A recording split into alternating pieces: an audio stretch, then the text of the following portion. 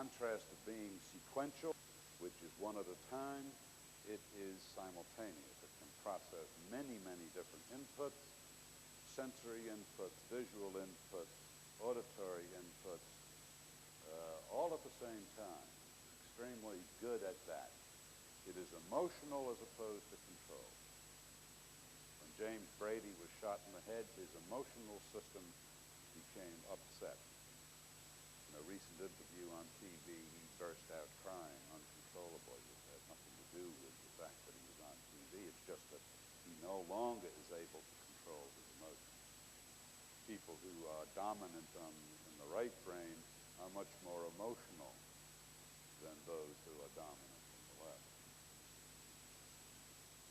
It is able to synthesize into a gestalt as opposed to analyze into the pieces and parts.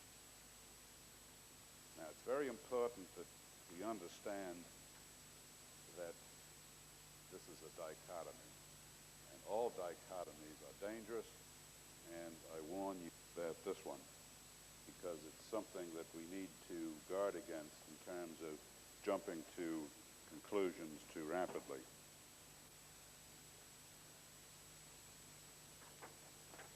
Many people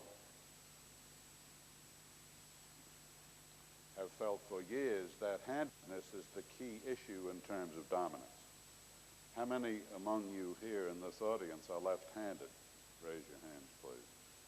Let me just count that. I'd like to know. Hold your hands up for just a second so I can count. 1, 2, 3, 4, 5, 6, 7, 8, 9. I note 10, 11, 12. Everybody raised their left hand excepting one. The question of handedness is in the area of dominance, but it is not the only or controlling aspect. This will show you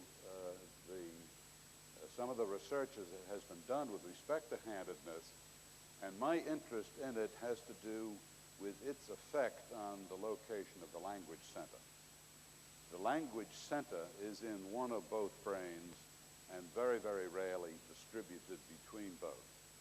You can note here that the typical right-handed person who holds the pen in that position here is a person who has the language center in the left brain, which represents approximately 90% of the people living on Earth. This is in contrast to the left-handed person who is holding the pen in the same position, where the language center is mirror image reversed in the right brain. There are about 10% left-handers in the world.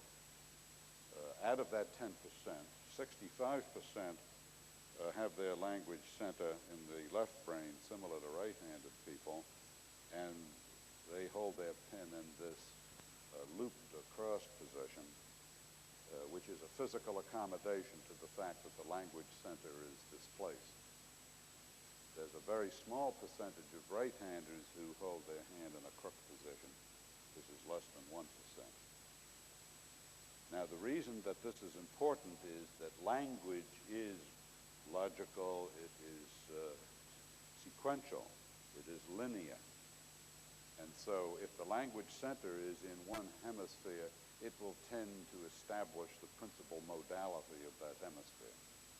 So that hemisphere then gets to be the logical, rational, linear, sequential hemisphere. And for most of us, that is the left brain. Now, I want to again warn you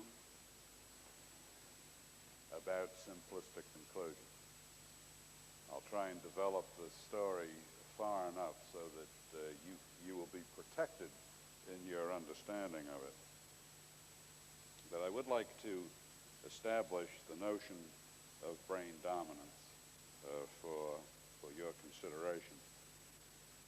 First, I would like to establish the idea of dominance in the first place. Now, we had a number of people who raised their hand when I asked the question, how many of you are left-handed? I assume that all the rest of you are right-handed, so that we have then a number of you who are left and right, and that's perfectly okay and normal. might not realize that you also have an eye-dominant condition. And let's just test that right now. If you would hold your finger out of one hand like this and place it so that you are blocking me out with that finger. Use both eyes, open both eyes, hold the hand out, place the finger. Now you'll see around the finger a little bit. You'll have sort of a double image. But place it as nearly as you can to block me out. Now alternately close one eye and then the other. And what happens? Is it not true that most of you are seeing better out of one eye than the other? And that when you closed one of the eyes, the finger was over here several inches or feet away from me. What does that mean? That means that as you see, and you are not conscious of this, you are seeing more dominantly out of one eye than the other, just as you are using one hand more dominantly than the other, probably one ear, probably one foot more dominantly than the other. So dominance then gets to be the human condition. It's perfectly normal. It would be rather abnormal for people to be so exquisitely balanced in terms of the duality of them that everything was equal, that both hands were exactly the same, both eyes, both feet, both ears. So it's perfectly normal that we are dominant, and if we are dominant in our hands and feet, then it is to ask that a dominant brain. If one of the two hemispheres is better at doing a task, then it will probably do all, and the other hemisphere will idle. We can measure that using standard EEG techniques. You can tell whether a hemisphere is turned on or turned off. It is either alert and in beta, or it is relaxed and in alpha or theta. Even when one hemisphere thinks it's better at doing the task, it will do it all. One of our hemispheres smarter than the other one. For most of us, it is our left brain that would think that it could do it all, because it's got the power of speech, it's got the power of negotiation, it's got the power to rationalize. And so it is typically the more dominant hemisphere. I've invented two characters here that are classically dominant.